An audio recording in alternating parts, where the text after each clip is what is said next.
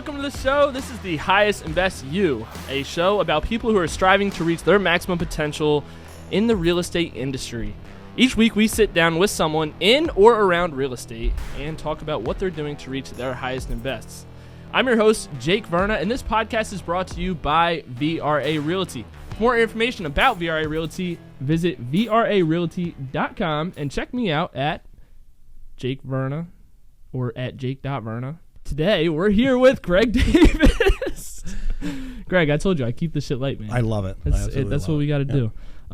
Greg is, he looks like he's 30 still. He looks amazing. He's just an amazing guy, and I'm really happy to have you on today. Before you get into the background about yourself, I want to start off with this question. I'm going to try to start off with this question every single time. But I want you to just answer for me. What are you doing right now to reach your highest and best? And this can be about real estate. It can be about life. It's really, I want you to encompass everything, because what's most important, I think I say this every single time, but real estate isn't just about like what you're doing in sales, but it really, it starts with what we learned last week was it starts with your morning, it starts with your night before, it starts with how you're preparing. So just what are you doing right now to reach your highest and best? I think probably the main thing is personal coaching. So I have a personal coach that has really helped me shift thinking on certain things and move forward and become more me again. Yeah. As you get older, I know you think I'm like 30, but you're a young guy. Yeah, I'm a little more than that. As you get older, I think just the weight of life starts pushing down on you, and to regain that youthful hope and drive, I think is really important. So the personal coach, I think, is really the big thing for me right now. For sure. Yeah, and I think it's a perfect segue into, well, I do want to get into your background, but I want to talk more about personal coaching and who you're using, because who you're using we just had on. Yeah, I know he's just on the podcast. Yeah. So Ed Fordyce, absolutely an amazing guy. He really is. I'm sure he went through some of his story on the podcast, but I think certain people in life have to go through hell to reach their highest and best. And I think because of what Ed experienced, he's just an amazing guy. He is able to have super high level conversations with me, and I know other people. And the thing that I find about him is that he has this just crazy unique ability to help people at a totally different level. Yeah. No, his impact on this earth is insane. Not even about, it doesn't matter about sales or anything like that, but just as a personal. Well, that's the crazy thing. He's known for real estate coaching, right? Yeah. But I'm not using him as a real estate coach. Yeah. We're starting to move into some of that. But when I originally started working with him, it was as a personal coach. It was really about, becoming me again. Yeah. And it's been amazing. Yeah. So I don't want to get too deep, but did you feel like you lost yourself, or?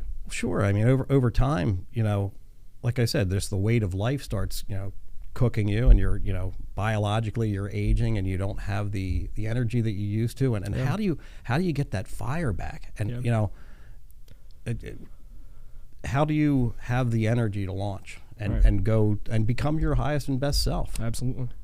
That's amazing. And shout out to Ed. He just won Coach of the Year from Rob Lawrence. Yep. That was funny. Another amazing guy.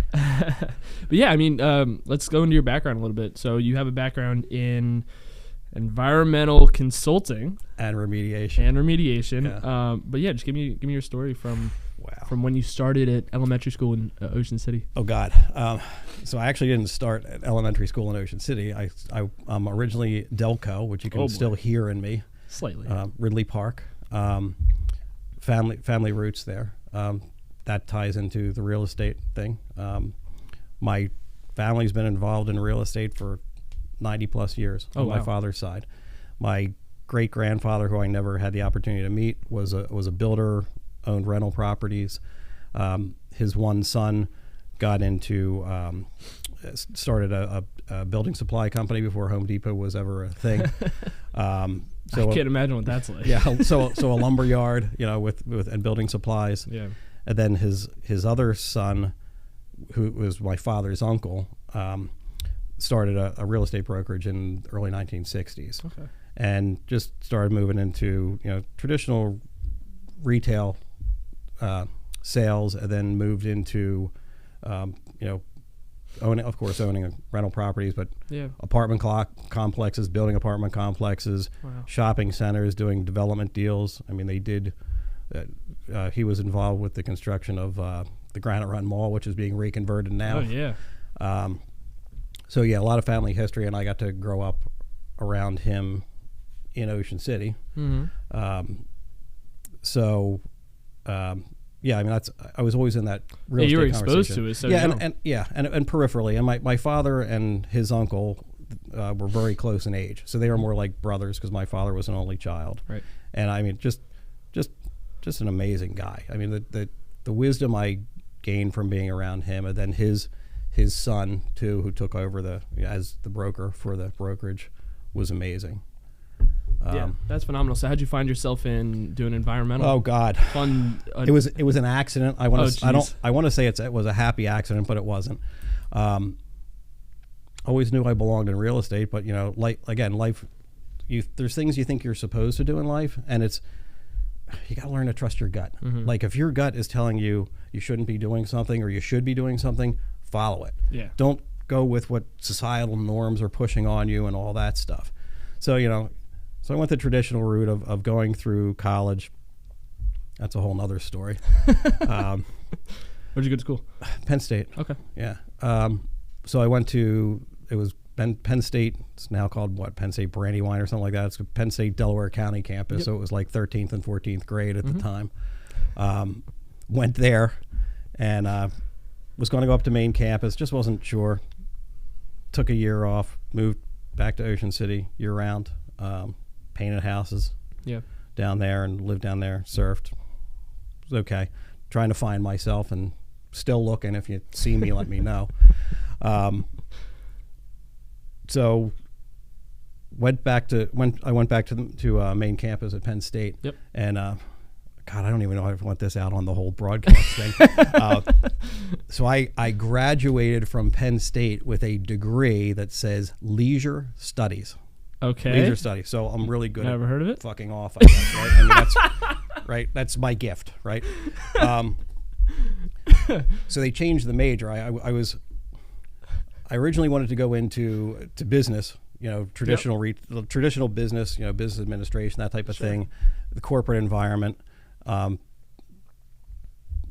just I don't know. I rethought that, and when I came back from living in Ocean City for the year and went up to main campus, I moved into, it was actually part of recreation and parks. It was commercial recreation and tourism. So me always being kind of entrepreneurial and thinking differently than a lot of people, I saw an opportunity there. Here was my plan as a young buck. Yeah. Right, here is my plan. I was going to get into beach resort management somewhere at some resort down in Florida. Sure. Learn different things, and then figure out the peripherals, and then break off and start doing like wave runner rentals and surfing lessons and sailing charters and just like own my own business supporting tourism and basically being an entrepreneurial beach bum was really my plan. A leisure so anyway, they changed the name of the major when I graduated. For one semester they changed it from Rec Park, which was a lot of the football players were in Rec Park, and they changed it to leisure studies. And then they realized that was a bad idea, but nonetheless, I have a degree from Penn State University that says leisure studies on it. That is fucking awesome. So, that fits you so well. Yeah, so there's that. Well, you talk a lot about the Jersey Shore. I mean, we could talk about the Jersey Shore for hours. I grew up going there. It's Ocean City. Everyone, it's like the Delco thing is to go down the shore. You go down the shore. DTS. Down the shore. Yes. That's what you text your friends after school. You say, "I'm going DTS." Mm-hmm. But where'd that love come from of the Jersey Shore? I mean, because to skip ahead a little bit, now your real estate market is the Jersey Shore. I do a lot down there. Yeah, the coastal areas I really know well and I love. I don't know, Jake. It's for me. So again, I spent my summers down there, and I was lucky enough, and I was in a house where it was on ground that my grandparents owned. The original house, or my great-grandparents, the original house was washed away in the '62 spring storm. There was a duplex built there in the '60s before I was born. Yeah, I'm not that old. Late '60s I was born. Thank you. Anyway, so I was lucky enough to be able to spend summers there with my father's uncle upstairs in the duplex and us downstairs, and got into sailing Hobie catamarans and surfing. You got super comfortable down there. Yeah, and fishing and all that stuff, and it's my happy place. It's like there's some place where you feel like you're connected, right? And that's where I'm connected. It's where renewed. There's like that, I don't know, I call it like a baptismal effect of getting in the salt water and washing off the what keeps crap you here? of life. My wife and family. I mean, my wife's from the area, and living down there year round is not for everybody. I've heard. Yeah. I mean, I like it. I mean, but I like desolation and isolation. I know it gets okay with super dead down there. Well, it's not like it's different now than it used to be. I mean, when I was a kid going to school down there, you could sleep out in the middle of West Avenue and not get hit. I mean, it was there was no one there. It was worse then? Oh God, yeah. Because when I was living there, the first casino had just opened in Atlantic City, so we were just starting to get that movement of workers that coming in and the build out of everything around that. So it was they were basically just summer shore towns and not. I thought that it was pretty like that now. No, it's busy now compared to what it was when I was a kid. So you do, what do you think, 90% of your business down there? Probably, I would say probably 60%. Okay. Yeah, 60%. Okay. Yeah, I mean, Jersey in and of itself, I do a fair amount of business in South Jersey, and that ties into what really the question you asked me earlier, which was, environmental remediation and consulting, and how did I morph into that? And the answer is, the short answer, I was working at Brandywine Ace at 926 in Pocopson. Brad Moore's father owned it at that time. That's funny. So I worked for his father, Richard, great guy. Yeah. Knew Brad since he was a little kid. Was working there, and a friend of mine from Ocean City actually was working for an environmental company in New Jersey, and said, hey, they're looking for salespeople. Nice. And I had really never done sales before and didn't know anything about it, but the job offer that I had with my wonderful degree from Penn State was, from a different company. It was for I don't know, Manayunk tourism thing or whatever. Anyway, no benefits, low salary. You get to pay city wage tax, and you have to drive in every day to that traffic. And then, when I went and interviewed for the job for this environmental company, they offered me exactly the same amount of money as a base salary, plus commission, plus company car, plus benefits. So I thought, well, got to try this. Yeah. So I just learned the business by that. I've always been more of an engineering mind,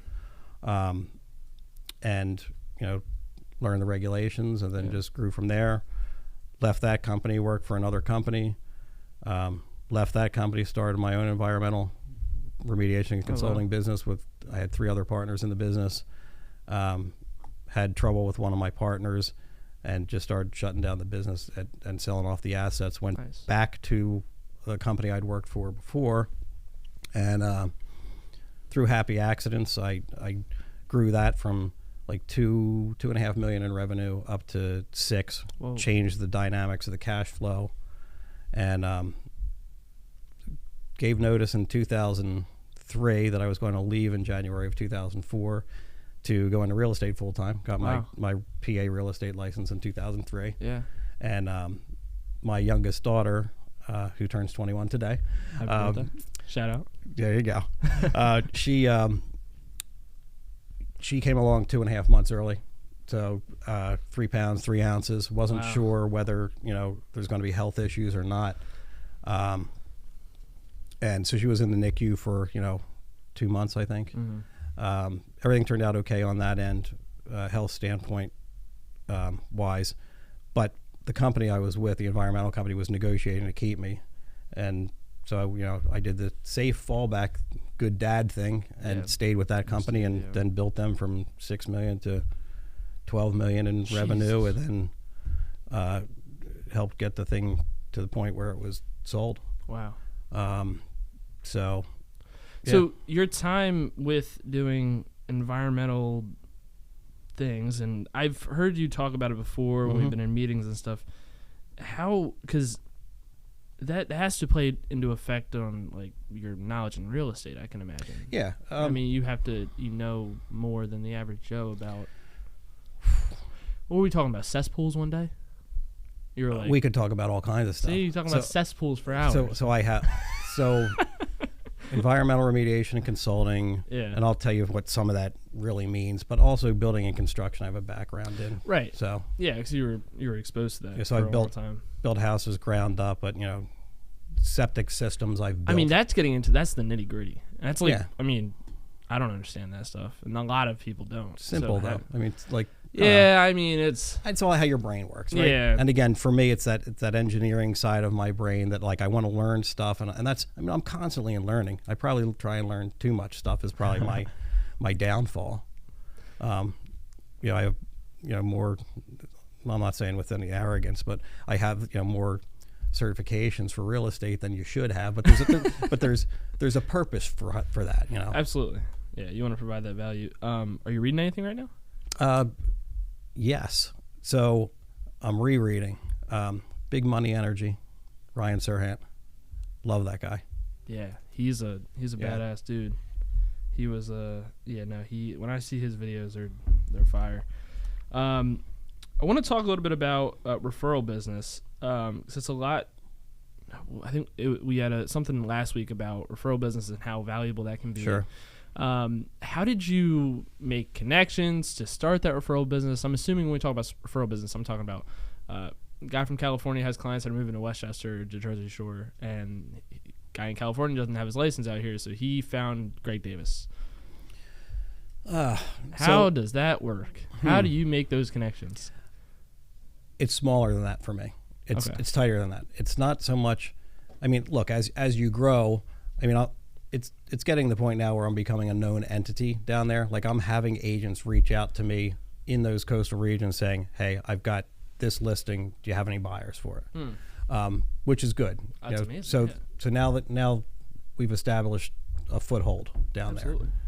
I mean, my goal, I think I told Steve this, is my goal is to really get an office down there and have a footprint down there. Yeah, I think that'd be amazing. But the referrals, really other agents, local agents. Okay. Right? So you have agents that within VRA that aren't licensed in New Jersey. Mm-hmm. I mean, I position myself kind of by default as the Jersey guy, and I can tell you definitively there is nobody that knows those coastal areas better than me. Yeah.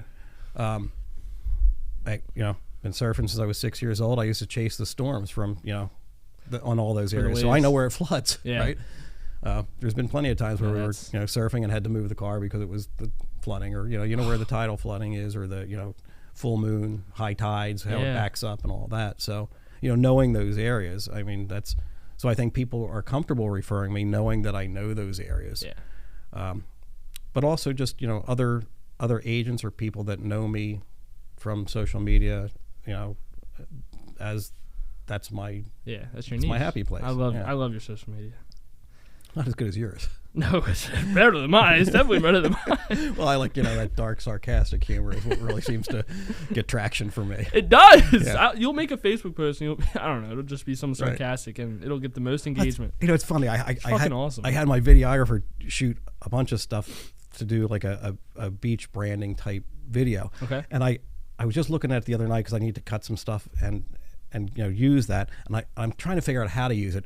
But every picture I'm in, I have like this resting bitch face in every cut that I'm in, and I'm like, wow, I wish I didn't look like that. That's what makes Greg, man. Well, that's absolutely me. So I want to switch gears a little bit, Greg, into we talked a lot about your experience because you're so ancient. Just joking, you're not that ancient. Love it. But you mentioned the building, the remediation, the environmental stuff, and how your grandfather, you were around real estate brokerages, investing, blah blah blah blah blah. It's a long history. All kinds of stuff. I love it. Yeah, Thank you so much. Sure. You have rentals? I do do. You have investments? I do. And what do you do with your sitting cash? So when I got my real estate license in end of 2003, and did not go into real estate as a career in 2004 when my daughter came along, I still needed my real estate fix because I knew at a young age, I knew in middle school that I belonged in real estate. I didn't know what that would shape up to be. Right. So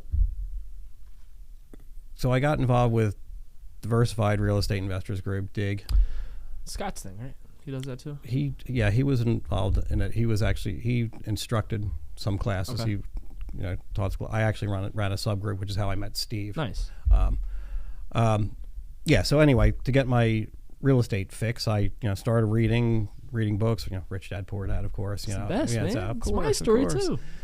So everybody starts there, I think, right? When did that book come out? I mean, God, I don't. It must have been because you read it in the early 2000s. Yeah. Oh my God, it's that old. Yeah, and that it's old. still that. It still has traction. Yeah. That's nuts. Yeah, still valuable. It's oh my God.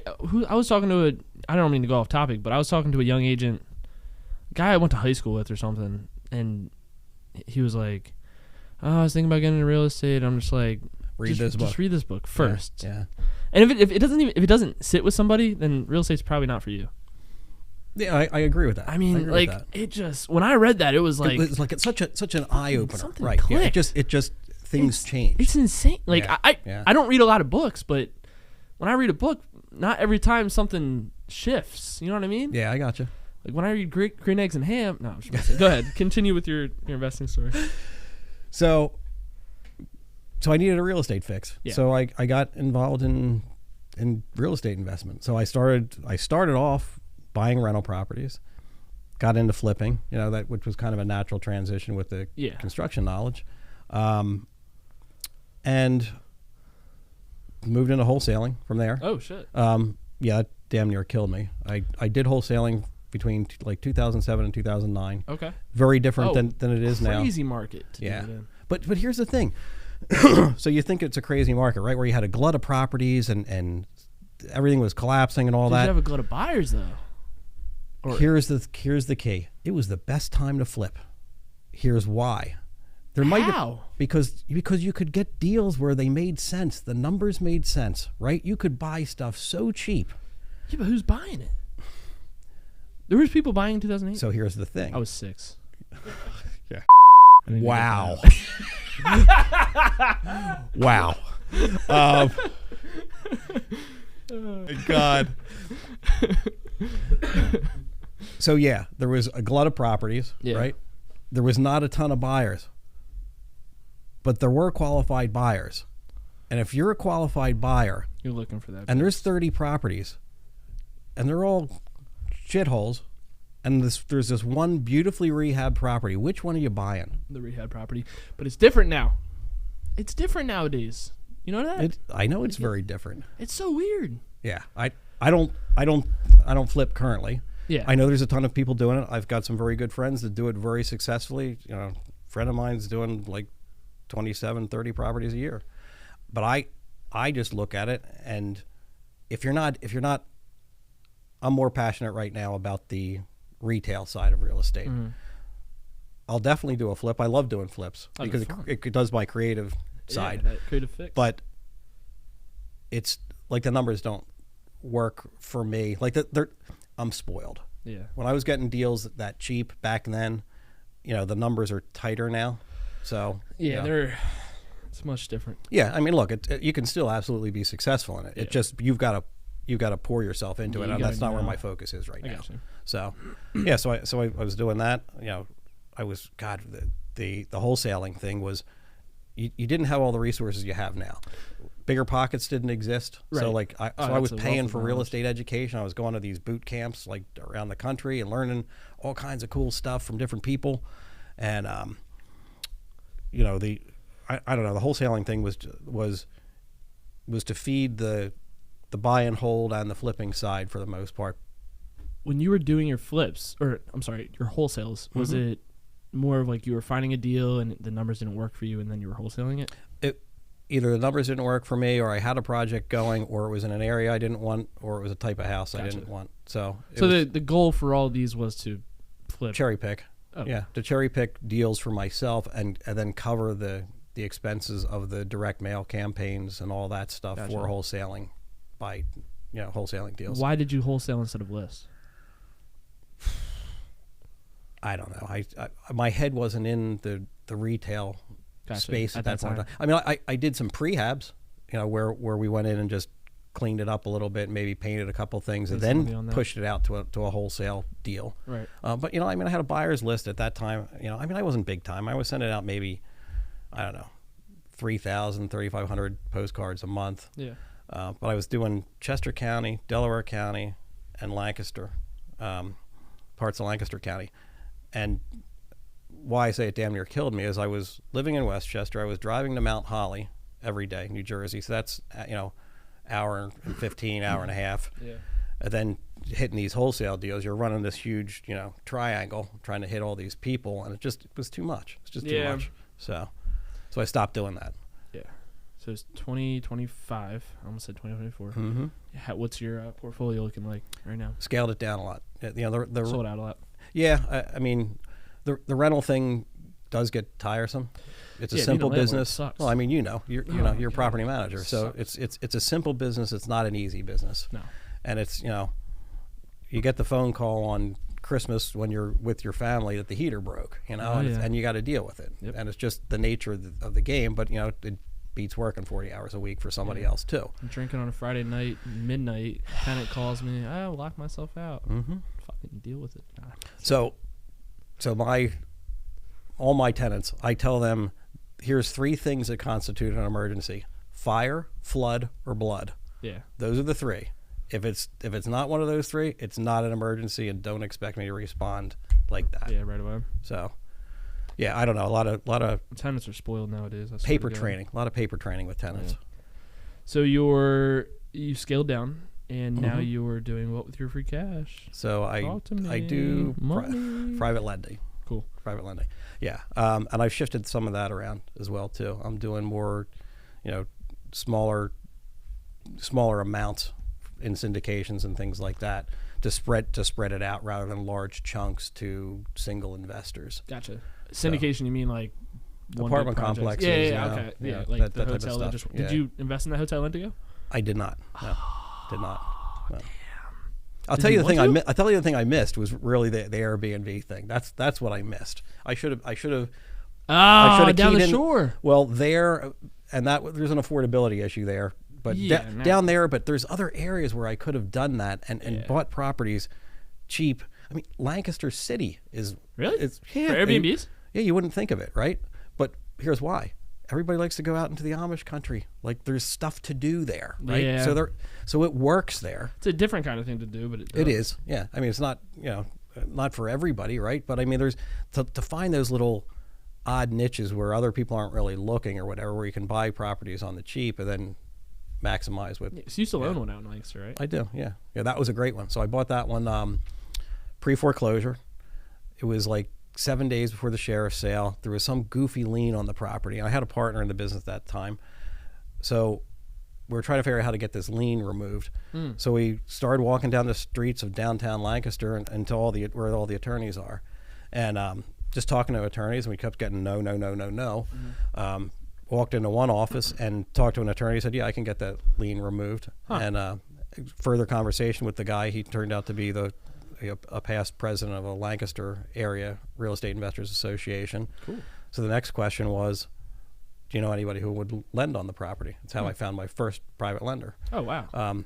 So, he hooked us up. I had 2 private lenders out there that were, funding a lot of deals and moving forward with that. But that property that I bought in pre-foreclosure, I sold it as a rent to own, got a tenant buyer, nice non-refundable option fee. Guy moved in the house.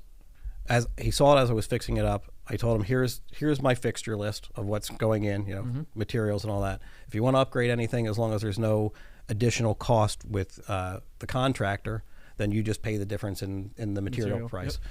So I got him to pay for some upgraded countertops and certain fixtures in a house that I own.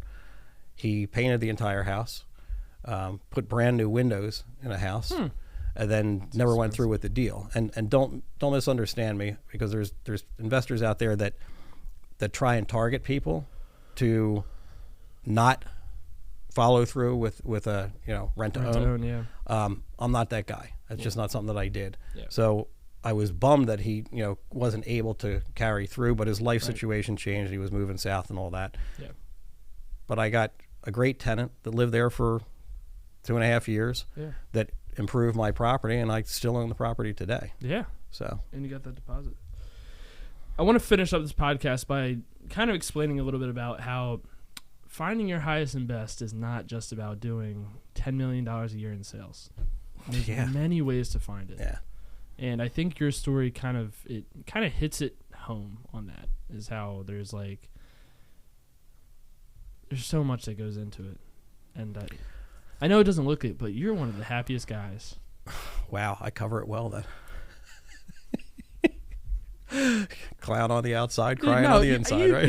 You say differently, but you like the biggest joy around here. And maybe, I don't know what's going on deep down inside, but you bring the energy and the joy to a lot of people every single day. Well, I mean, I appreciate that. And I think that, that means a lot to me from the standpoint that, I'm really good at helping other people. I'm not so great at helping myself. And I have this unique ability to see things in other people that they can't see in themselves. Yeah. And I love bringing that out. And that's, I know we talked about it like in the Friday morning meetings, but that's my why. That's legacy to me. And I've talked about this a million times, but being that pebble that starts to ripple in somebody else's pond and makes an improvement in their personal life, not just now, but it goes out generationally. That's massive to me. That's really all I want out of life. And I love working. So you do love working. You're here I do. It's my happy. You really are. It's my artistic medium. I'll be driving Westchester Pike on a Saturday, and it'll be like 6:00, and I'm like, "What the hell is Greg doing at the office?" Mm-hmm. Finish up the podcast. One last thing. I want you to, let's say, someone maybe a little younger than you, similar age, maybe a little bit older, but they are struggling to find themselves, and they feel like they're kind of lost. Maybe they're not making enough money, or they're not happy with their family, or they're not happy with their job. What's a little bit of advice you can give to them? Whew. It's not all about money. And drop the mic. Yeah, it's not all about money. Happiness is a self thing. It's an inside thing, right? I think the biggest thing that I could say, and we kind of talked about this in the beginning, is just trust your gut. Yeah. That's really where it's at. Don't let societal norms and family pressure and friends or whatever direct your life. Yeah. You inherently know what you should be doing and where you should be going. I spent 28 years doing environmental remediation and consulting. I saw some really cool stuff. Yeah. I saw stuff where you dig it up and it catches on fire. It's air reactive, and guys in the moon suit stuff and Superfund sites and cool stuff like that. But I hated that job. I hated that business. Hated it. And I always knew I belonged in real estate. Yeah. And I was miserable for a lot of years because I was doing something that I did for the money. Yeah. And I made a lot of money doing it, and I just hated it. So trust your gut. I knew as a young kid I belonged in real estate, and I started to test those waters with the investing, but I should have made that conversion way earlier. I'm way happier now than I've ever been. I can help people at a different level that I think really adds value. So it's not really a mic drop, but maybe it's kind of a mic touch or something like that. I don't know what you want to call it, but I have an edit idea. Trust your gut. God. Can't wait to see that. Where can people find you? I want to go buy the Jersey Shore. Where can I find Greg Davis, man? I'm right here now. Your website? That's in progress. Oh, but okay. That's okay. That's kind of my my beach brand, right? Yeah. Little caricature. I love it. Best place to find me is really on social media. Greg Davis. Yeah. You can't misspell it. Well, I mean, it's a common name, so it's hard to find, true. right? So, right. Greg Davis, VRA Realty. God. Greg D sells RE. If you do Greg D sells RE, then you will find me on most of the social media channels. Greggy D. Yeah, there you go. GD. Thank you so much, Greg. Let's do it. My pleasure.